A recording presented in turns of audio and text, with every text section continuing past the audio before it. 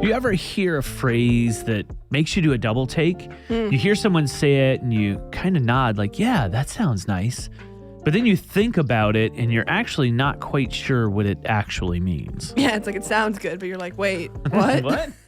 The verse that we're looking at today is kind of like that. Let's flip over to 1 Timothy 6:6. Here's what it says. But godliness with contentment is great gain. Now, at first, listen, you hear that and you're like, yes, that'd make for a nice mug. Like, I could get a coffee mug with that on it. It'd be cute, sure. But if you listen again, because it's more than just a polished phrase, there is some wisdom here.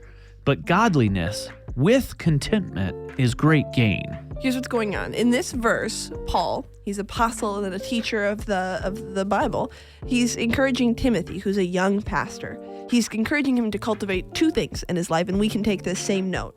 First, cultivate godliness, and two, cultivate contentment. Now, godliness is a reverent, a holy pursuit of God. It's intentional, it's forward-moving, and it's dedicated.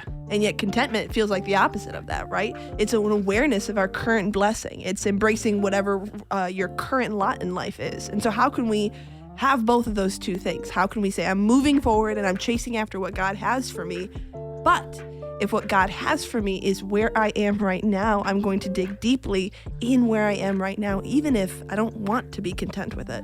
Today, what you could take away from this verse in Timothy is that it is your gain to pursue God passionately and deeply wherever He has you right now.